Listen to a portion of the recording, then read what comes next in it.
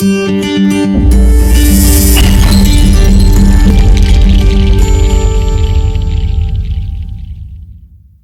Video వచ్చేసరికి మనం introduction చూసినాము. కంప్లీట్ జావాస్క్రిప్ట్ గురించి నేర్చుకోవాలనుకుంటాం నెక్స్ట్ ఆఫ్ ది సిరీస్ కూడా.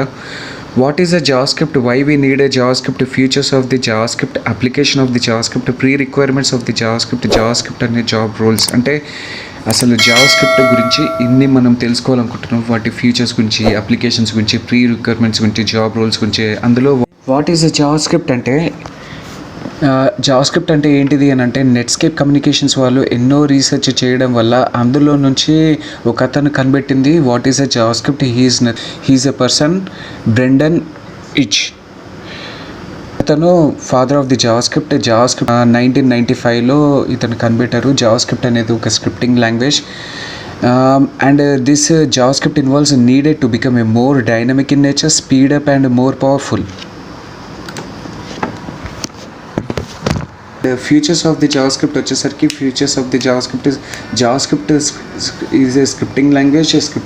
అది జస్ట్ స్క్రిప్టింగ్. మనకి ఎక్కడ అంటే అక్కడ మన స్క్రిప్టింగ్ మనకి ఎక్కడ అవసరం ఉంటుందో అక్కడ మాత్రమే ఆ లాంగ్వేజ్ని మనం యూజ్ చేస్తాం, HTML CSSలో. అండ్ నో కంపైల్, దీన్ని సేవ్ చేస్తే సరిపోతుంది, బ్రౌజర్లో ఆటోమేటిక్గా రెండర్ అవుతుంది. లైట్ వెయిట్, HTML CSSకి ఈజీగా మనము కమ్యూనికేట్ అవుతుంది. యూజర్ వ్యాలిడేషన్స్ కూడా ఉంటుంది, ఊప్స్ కాన్సెప్ట్స్ ఉంటుంది, కేస్ సెన్సిటివ్స్ ఉంటుంది, platform independent, server side technologies, client side technologies కూడా ఉంది. క్లయింట్ సైడ్ అంటే front end part, server side అంటే బ్యాక్ ఎండ్ పార్ట్. అంటే ఈ రెండు కంబైన్ చేస్తేనే ఒక కంప్లీట్ వెబ్సైట్ కింద మనము జావాస్క్రిప్ట్ అనేది ఆ రేంజ్లో మనకు టెక్నాలజీని ప్రిపేర్ చేసి ఇచ్చింది. ఇట్స్ ఏ ప్లాట్ఫామ్ ఇండిపెండెంట్ కూడా. అంటే కేస్ సెన్సిటివ్ అంటే మన లెటర్స్ ఏదైతే రాస్తామో అవన్నీ కూడా కేస్ సెన్సిటివ్. అంటే క్యాపిటల్ లెటర్స్లోన, స్మాల్ లెటర్స్లో అట్లా రాసే అన్ని ఫీచర్స్ అంటారు. అండ్ అప్లికేషన్స్ ఆఫ్ జావాస్క్రిప్ట్ వచ్చేసరికి website developments, mobile applications, gaming purpose use చేస్తారు. ఈ మధ్య వచ్చేసరికి స్మార్ట్ వాచెస్ కూడా ఈ మధ్య బాగా యూజ్ చేస్తున్నారు through JavaScript only. Client side, server side validations కూడా బాగా చేస్తూ ఉంటారు.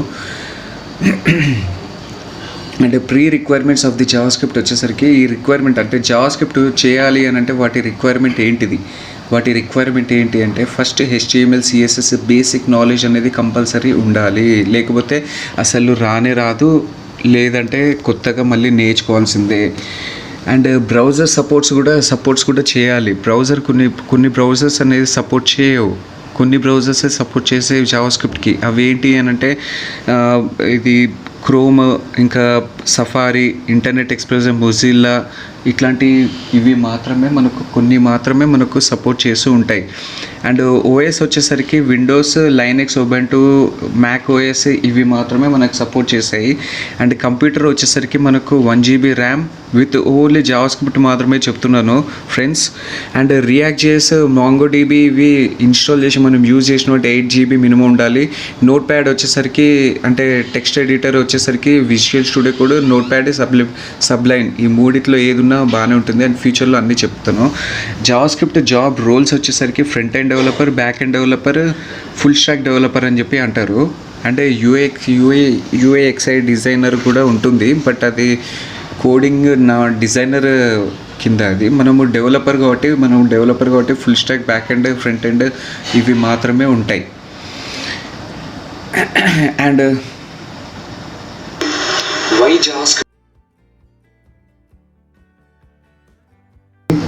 వై జావాస్క్రిప్ట్ అనేది మనం ఒక సెకండ్ టాపిక్ మనం తీసినాము, బట్ అది మనం లాస్ట్లో చెప్పడం అనేది జరుగుతుంది.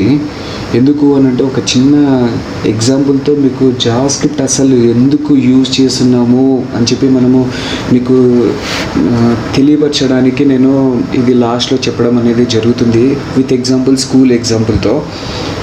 ఈ స్కూల్ అనేది ఒక చిన్న స్కూల్, మనం ఒక చిన్న స్కూల్ తీసుకున్నాము. ఇది ఒక స్కూల్, ఇది ఒక స్కూల్. ఈ స్కూల్లో మనకు లోపల ఎవరెవరు ఉంటారు? ఏమేమి ఉంటాయి అసలు, టేబుల్స్, చైర్స్, అంటే ఫర్నిచర్స్ మొత్తం ఫర్నిచర్ సంబంధించిన అన్నీ ఉంటాయి. అండ్ లైక్ వచ్చేసరికి ఎవరెవరు స్టూడెంట్స్ ఉంటారు, టీచర్స్ ఉంటారు, ప్రిన్సిపల్ ఉంటారు, అప్పుడప్పుడు పేరెంట్స్ వచ్చి వెళ్తూ ఉంటారు, అండ్ ఎంతోమంది వర్కర్స్ ఉంటారు, ఎంప్లాయీస్ అందరు ఉంటారు. సో ఇవన్నీ లోపల స్కూల్లో లోపల ఉంటారు. వీళ్ళని బయటికి తీసుకొచ్చి మనం ఏం డ్రా చేయలేము, లేకపోతే లోపలికి తీసుకొచ్చి ఇంటర్నల్గా 3Dలో మనం ఏం చేయలేము. సింపుల్గా చెప్పాలి అని అంటే, లోపల ఉన్న ప్రిన్సిపల్ ఒక రూమ్లో ఉంటాడు, టీచర్ ఒక రూమ్లో ఉంటారు. టీచర్కి స్టాఫ్ రూమ్ ఉంటుంది, స్టాఫ్ రూమ్లో కబోర్డ్స్ ఉంటాయి, కబోర్డ్స్లో వాళ్ళ స్టూడెంట్స్ యొక్క డేటా రికార్డ్స్ అన్నీ అందులో దాచిపెట్టుకుంటారు.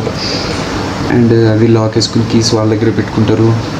అండ్ పేరెంట్స్ ఉంటారు, పేరెంట్స్ అప్పుడప్పుడు వస్తుంటారు. స్టూడెంట్స్ ఉంటారు, స్టూడెంట్స్ ఇప్పుడు సపోజ్ సృజన్ కుమార్ అని ఒక టీచర్ ఉన్నారు. ఆ టీచర్ ఎవరైతే ఉన్నారో ఆ టీచర్ టీచ్ చేస్తున్నారు. అందులో ఒక 20 మెంబర్స్ స్టూడెంట్స్ ఉన్నారు. ఆ 20 మెంబర్స్లో ఒకళ్ళ పేరెంట్స్ వచ్చి, అరవింద్ అన్న పేరెంట్స్ వచ్చి, రాము స్టూడెంట్ డీటెయిల్స్ నాకు కావాలి, రోల్ నెంబర్ 18 అని చెప్పండి ప్రిన్సిపల్ని అడిగితే, ప్రిన్సిపల్ ఏమో టీచర్ని అడిగితే, టీచర్ వెళ్ళి స్టాఫ్ రూమ్లో వెళ్ళి ఆయన కబోర్డ్ ఓపెన్ చేసి 5th క్లాస్ అన్న ఒక రికార్డ్ ఓపెన్ చేసి, ఆ రికార్డులో 20 మెంబర్స్ డేటా ఉంటాయి. 20 మెంబర్స్ యొక్క డేటా ఉంటాయి. కానీ ఆ డేటా అనేది ఉన్నప్పటికీ కూడా ఒక్కొక్కటి అంటే తెలియదు కదా, ఎంతోమందిని డీల్ చేస్తున్న టీచర్తో తెలియదు కాబట్టి ఒక్కొక్క నెంబర్స్ 1, 2, 3, 1 అంటే ఇప్పుడు suppose rule number 1 suppose example Vijay Kumar అని చెప్పింది, ఫాదర్ నేమ్ వచ్చేసరికి మాధవపూర్, అట్లా డిఫరెంట్ ప్లేసెస్, అంటే డిఫరెంట్ డేటా అనేది దొరుకుతూ ఉంటాయి అందులో. అట్లా వెతుకుతుంటే 18th రోల్ నెంబరు రాము డీటెయిల్స్ మనకు దొరికినాయి. సింపుల్ కాన్సెప్ట్, రాము డీటెయిల్స్ దొరికినాయి. ఆ రాము డీటెయిల్స్ ఏదైతే ఉన్నాయో అందులో చాలా ఉంటాయి. అంటే mark sheet, last month marks ఎంత వచ్చింది, పర్సంటేజ్ ఎంత వచ్చింది, సబ్జెక్ట్కి ఎంత వచ్చింది అనేది మొత్తం డీటెయిల్స్ ఉండి, ఆ డీటెయిల్స్ మొత్తం తీసుకెళ్ళి ప్రిన్సిపాల్కి ఇస్తారు. ప్రిన్సిపాల్ ఏమో పేరెంట్స్కి ఇస్తారు, లేకపోతే టీచరే పేరెంట్స్కి కన్వే చేస్తారు. ఏదేమున్నా పేరెంట్స్కి అయితే ఫైనల్గా కన్వే చేయాల్సిందే. సో అది ఎలా జరుగుతుంది అని అంటే, ఇది ఒక చిన్న కాన్సెప్ట్. ఇది ఎలా జరుగుతుంది అని అంటే, ఈ డేటా ఏదైతే ఉందో, స్టూడెంట్స్ ఈ డేటా ఏదైతే ఉందో అది సపరేట్గా దొరికింది, దాన్ని ఆబ్జెక్ట్ అని చెప్పి అంటారు. సపరేట్గా ఆబ్జెక్ట్. ఈ ఫ్లవర్ బ్రాకెట్ ఏదైతే ఉందో దాన్ని ఆబ్జెక్ట్ అని చెప్పి అంటారు. ఈ బ్రేస్ బ్రాకెట్ ఏదైతే ఉందో దీన్ని అరే కింద మనం డిక్లేర్ చేస్తాం. ఈ అరేలో ఈ 1, 2, 3, 4, 5, 6, 20 మెంబర్స్ మనం ఎందుకు నెంబరింగ్ ఇచ్చామనంటే, అసలు యాక్చువల్గా నెంబర్స్ ఉండవు, వీళ్ళ డేటానే ఉంటుంది ఇలా. బట్ మనము రాయడానికి చాలా ఇబ్బంది ఉంటుంది అని చెప్పి నేను ఎగ్జాంపుల్గా ఇలా పెట్టాను. అంటే అరే లోపల ఆబ్జెక్ట్ ఉంటుంది. వాట్ ఈస్ అరే? కెన్ యూ డిఫైన్ అన్ అరే? Sure, sir. Array is used for daily communication in language. I didn't get you. Can you give me an example? Sure, sir. Yeah. Array is used basically to call a far person. Array Suresh. Sir, example. Okay. Array is used as an emotion. For example, Array ఏంట్రా ఇది?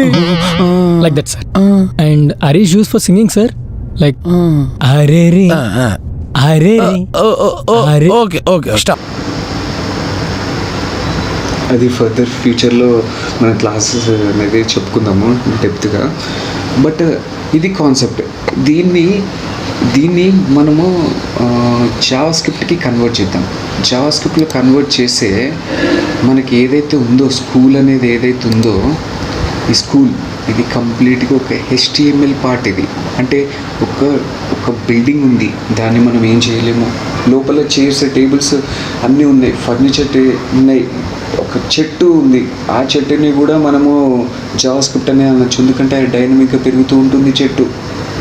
So ఇక్కడ principal, teacher, parents, students వీళ్ళు ఎవరైతే ఉన్నారో వీళ్ళందరూ కూడా డైనమిక్గా ఉన్నారు కాబట్టి వీళ్ళందరూ జావా స్క్రిప్ట్ బాధితులే. వీళ్ళందరూ జావా స్క్రిప్ట్లో మన ప్రోగ్రాంలో వీళ్ళని ఇన్వాల్వ్ చేయాల్సిందే. వీళ్ళని ఏదైతే ఫిక్స్డ్ ఉందో HTML, సపోజ్ ఈ బిల్డింగ్ ఏదైతే ఉందో దీన్ని మనమైతే ఏం చేయలేం కదా. సో ఇది ఒక HTML. సో ఇది ఒక HTML. ఈ HTMLలో మనం CSS అనేది యాడ్ చేస్తున్నాం. CSS అనేది ఎట్లా యాడ్ చేస్తున్నాము, కలరింగ్ ఇస్తున్నాము. ఈ కలరింగ్ పైన టాప్ అయితే నాకు మంచిగా అనిపిస్తుంది అని చెప్పి ఇచ్చినాను. కింద గ్రీన్ ఇంకా బ్లూ, వా కొంచెమైన కలరింగ్ అనేది ఉంది కాబట్టి ఇది ఒక స్కూల్, ఇది ఒక కలరింగ్ అనేది ఉంది కాబట్టి దీంట్లో మనం HTML CSS అనేది ఫస్ట్ పాయింట్ యాడ్ చేసినాం. మనం first HTML and second thing వచ్చేసరికి CSS కలర్స్ యాడ్ చేసినాము. అండ్ థర్డ్ పాయింట్ వచ్చేసరికి జావా స్క్రిప్ట్ JS అని పెడుతున్నా.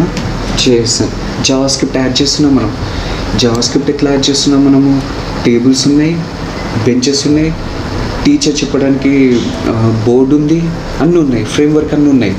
కానీ ఆ బోర్డు మీద రాయడానికి టీచర్ లేరు ప్రెజెంట్ అయితే, ఇనీషియల్గా స్టార్టింగ్లో బిల్డింగ్ కట్టేటప్పుడు. బట్ ఆ తర్వాత టీచర్ వచ్చి బోర్డు మీద టీచ్ చేస్తున్నాడు, బోర్డింగ్ చాక్పీస్ ఉన్నాయి, అన్నీ ఉన్నాయి. అండ్ అక్కడ బెంచ్ కూర్చోడానికి స్టూడెంట్స్ అందరు ఉన్నారు. ఆ ఫ్రేమ్వర్క్ అందరూ స్టూడెంట్స్ ఎంతమంది స్టూడెంట్స్ ఉన్నారు ఏందనేది మొత్తం డైనమిక్గా కౌంట్ చేయడం, ఇట్లాంటి అన్ని రికార్డ్స్ ఏవైతే ఉంటాయో అవి అన్నీ జావా స్క్రిప్ట్ కింద మనము చూసుకోవచ్చు. ఇవన్నీ Java script, it's an action part. ఇది యాక్షన్ పార్ట్. వీటిని మనము డిస్టర్బ్ చేయలేం. అంటే HTML CSSని మనం డిస్టర్బ్ చేయలేం, బట్ జావా స్క్రిప్ట్ని మనం డిస్టర్బ్ చేయొచ్చు.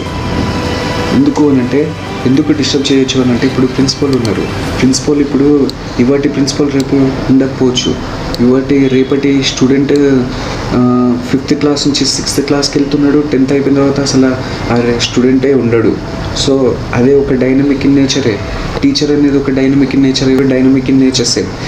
సో ఇది ఈ డేటాని మనము జావా స్క్రిప్ట్ కింద కన్వర్ట్ చేయడానికి నేను జావా స్క్రిప్ట్ అనేది ఎందుకు ఇంత కష్టపడి చెప్పాల్సి వచ్చింది అని అంటే, మీకు అర్థం అవ్వడానికి నేను ఇది చెప్పాల్సి వచ్చింది. సో ఇది కాన్సెప్ట్. ఇది జావా స్క్రిప్ట్ అనేది క్లయింట్ సైడ్, సర్వర్ సైడ్ అనేది ఫ్యూచర్స్ ఇందాక మనం చూసినాం కదా, థర్డ్ టాపిక్ అనుకుంటా. జావా స్క్రిప్ట్ ఫ్యూచర్స్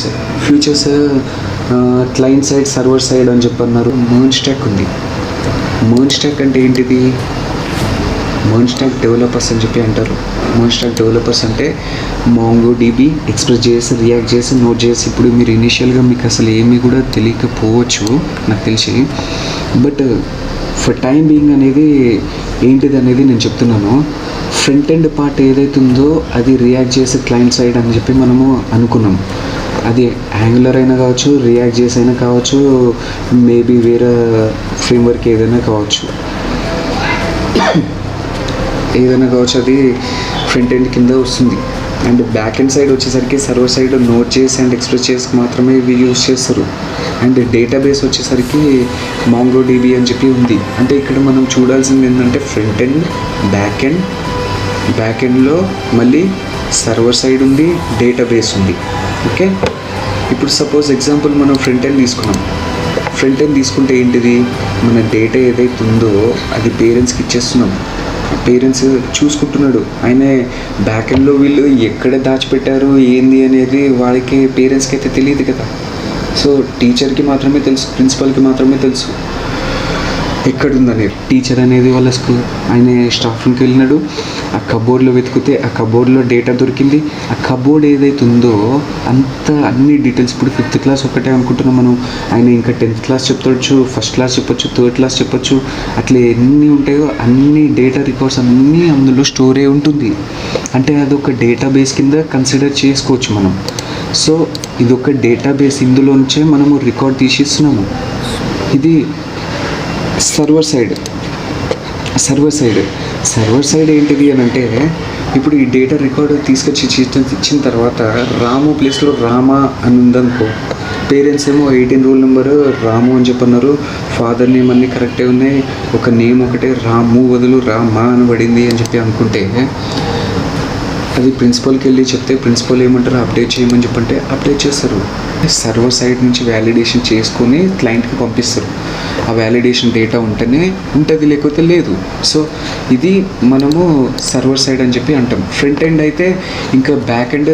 ఫ్రంట్ ఎండ్లో మనము పేరెంట్స్ వచ్చి నాకు ఈ డీటెయిల్స్ కావాలి అని చెప్పంటే, బ్యాక్ ఎండ్లో వీళ్ళందరూ సెర్చ్ చేసి మళ్ళీ డీటెయిల్స్ ఇవ్వగానే జస్ట్ పేరెంట్స్ ఏం చేస్తారు, చూసి ఓ రాము డీటెయిల్స్, రాముగాడి ఓ ఇట్లనా, రాము డీటెయిల్స్ ఇవి అని చెప్పి తెలిసిపోతుంది. Simple concept. సో ఇక్కడ వర్క్ ఫ్లో ఏంటిది అని అంటే ఫ్రంట్ ఎండోడు బ్యాక్ ఎండ్కి కనెక్ట్ అవుతాడు, కనెక్ట్ అయ్యి అందులోంచి చూసుకొని డేటాబేస్లో ఉందో లేదో అన్నీ సెర్చ్ చేసుకొని ఒకవేళ లేకపోతే డేటా నాట్ ఫౌండ్ మళ్ళీ లేకపోతే క్రియేట్ చేస్తారు, లేకపోతే మళ్ళీ గెట్ చేసుకుంటారు, ఆ క్రియేట్ చేసిన పోస్ట్ని మళ్ళీ గెట్ చేసుకుంటారు, డిలీట్ చేస్తారు, ఏమైనా చేయొచ్చు. ఇదంతా server side back side development ఇదంతా. సో అర్థమవుతుందా మై డియర్ ఫ్రెండ్స్? ఇదిగా చెప్పాలి అంటే అసలు జావా స్క్రిప్ట్లో మనం ఏమేం కాన్సెప్ట్స్ నేర్చుకుంటే మనము జావా స్క్రిప్ట్ పర్ఫెక్ట్గా నేర్చుకోవచ్చు అని చెప్పి అనుకుంటే ఫస్ట్ పాయింట్ ఏంటిది అని అంటే వేరియబుల్స్. వేరియబుల్స్ అంటే ఏంటిది? వేరియబుల్స్ అంటే సపోజ్ ఇప్పుడు పేరెంట్ వచ్చి ప్రిన్సిపల్ని అడిగిన, టీచర్స్ని అడిగినారు, ఏంటిది 5th క్లాస్లో మా స్టూడెంట్ ఉన్నాడు, వాడి పేరు రాము, రోల్ నెంబర్ 18 అని చెప్పి అన్నాడు. సో టీచర్కి ఏమని మైండ్లో వెలుగుతుంది, ఓ 5th క్లాస్ అంటే 5th క్లాస్ రికార్డ్లో ఉంది, 5th క్లాస్ ఒక ఫైల్ ఉంది సపరేట్గా, ఆ ఫైల్లో నుంచి తీయాలి. ఆ ఫైల్ని ఇప్పుడు దీన్ని మనం జావా స్క్రిప్ట్ కింద కన్వర్ట్ చేస్తే ఈ 5th క్లాస్ అనేది ఒక వేరియబుల్ లాంటిది. 5th క్లాస్ అనేది ఒక వేరియబుల్లో మనం స్టోర్ చేసుకుని హోస్టింగ్ చేసుకుంటాము. ఇది ఒక డేటా 5th క్లాస్ అనగానే మొత్తం డేటా వస్తుంది. ఆ డేటా ఏంటిది అని అంటే మనకు variable. Okay my dear friends, అర్థమైంది అనుకుంటా. అండ్ ఆ వేరియబుల్లో కీ వాల్యూ పేర్స్ అనేది ఖచ్చితంగా ఉండాలి. ఆ కీ వాల్యూ పేరు అంటే కీ అంటే నేమ్, వాల్యూ అని అంటే రాము. ఈ కీ వాల్యూ పేరులో నేమ్ అనేది వేరియబుల్ నేమ్ అనేది ఎక్స్క్యూజ్ మీ, ఈ నేమ్ కీ వాల్యూ పేరులో కీ అనేది నేమ్, వాల్యూ అనేది పేరు అని చెప్పి అనుకున్నాం. వాల్యూ అనేది నేమ్ రాము అని చెప్పి అనుకున్నాం కదా. సో ఈ కీ వాల్యూ పేరు అనేది ఎక్కడ స్టోర్ అయి ఉంటుంది? వేరియబుల్లో స్టోర్ అయి ఉంటుంది. ఈ వేరియబుల్లో లోపల ఏముంటుంది? కీ వాల్యూ పేర్స్ ఉంటాయి. ఈ key value pairs number of data types అనేది అంటారు, డేటా టైప్స్ అని చెప్పి అంటారు. సపోజ్ ఇప్పుడు నేమ్ ఉంది, నేమ్ అనేది రాము, నెంబర్ ఉంది, రోల్ నెంబర్ 18, అరవింద్, వాళ్ళ ఫాదర్ నేమ్ మాదాపూర్. వీటిని మనం ఇలా రాయలేం, మనం ఈ స్ట్రింగ్స్ రూపంలో రాయాలి. వీటికంటూ పర్టికులర్ రూల్స్ ఉంటాయి. ఈ రూల్స్ అన్నీ ఏంటి అని అంటే ఇవన్నీ దేని కింద వస్తాయి అని అంటే డేటా టైప్స్ కింద వస్తాయి. ఇవన్నీ దేని కింద వస్తాయి అని అంటే డేటా టైప్స్ కింద వస్తాయి.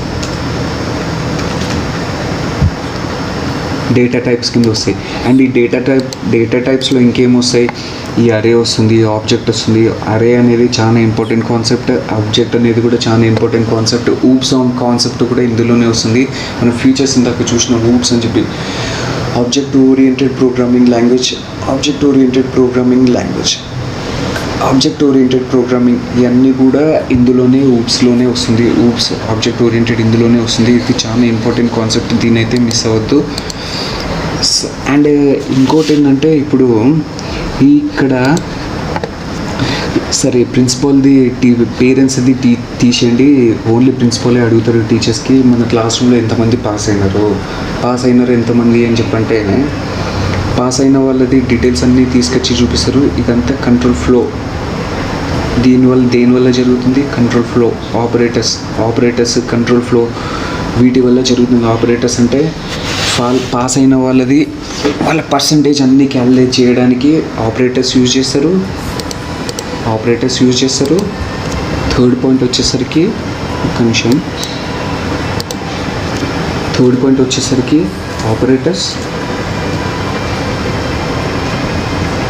ఆపరేటర్స్ అండ్ ఫోర్త్ పాయింట్ వచ్చేసరికి మనకు కంట్రోల్ ఫ్లో.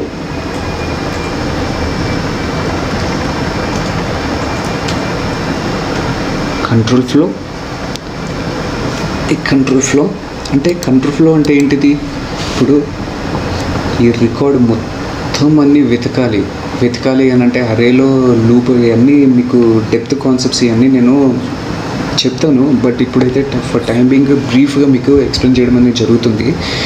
కంట్రోల్ ఫ్లో అని అంటే వీళ్ళందరిలో ఇప్పుడు ఒకవేళ ఇందులో 20 మెంబర్స్లో అరేలో ఫ్లోలో 20 మెంబర్స్లో వీళ్ళందరూ ఒక్కొక్క డేటా మొత్తం సెర్చ్ చేసుకుంటూ ఇందులో ఇఫ్ ఒక కండిషన్ పెట్టి వీళ్ళల్లో ఎవరైతే పాస్ అయినారో ఎవరైతే ఫెయిల్ అయినారో వాళ్ళ డేటా సపరేట్గా తీయాలి, వాళ్ళ డీటెయిల్స్ అన్నీ సపరేట్గా వస్తాయి. సో ఆ డీటెయిల్స్ అట్లా రావడానికి మనం ఇఫ్ కండిషన్స్ ఇవన్నీ యూజ్ చేసిన లూపింగ్ కంట్రోల్ సిస్టమ్స్ ఇవన్నీ కంట్రోల్ ఫ్లో కింద వస్తాయి. ఇవన్నీ కంట్రోల్ ఫ్లో కింద వస్తుంది. ఆపరేటర్స్ అంటే మనం కిందక చెప్పాను కదా, అసైన్మెంట్స్ అన్ని ఆపరేటర్స్ అన్ని లాజికల్ ఆపరేటర్స్ అన్నీ మీకు ఫర్దర్ చెప్తాను క్లాసెస్లో. ఇక్కడ పేరెంట్ ఉన్నాడు, ప్రిన్సిపల్, టీచర్స్, ఈ కాన్సెప్ట్లో ఇవన్నీ జరగాలి అని అంటే ఇతన్ని పిలవాలి. దేని ద్వారా పిలుస్తాడు? ఫోన్ ద్వారా పిలుస్తాడు. అదే మన వెబ్సైట్లో ఎట్లా పిలుస్తారు? ఓ బటన్ ఉంటుంది, బటన్ క్లిక్ చేయగానే అది టీచర్కి తెలుస్తుంది. టీచర్ ఏమో డీటెయిల్స్, ప్రిన్సిపల్ ఏం చెప్తున్నాడో అన్ని డీటెయిల్స్ తెలుస్తాయి. ఆ డీటెయిల్స్ అన్నీ తెలుసుకోవడం అలా జరగాలి అని అంటే అది దేనివల్ల జరుగుతుంది? ఫంక్షన్స్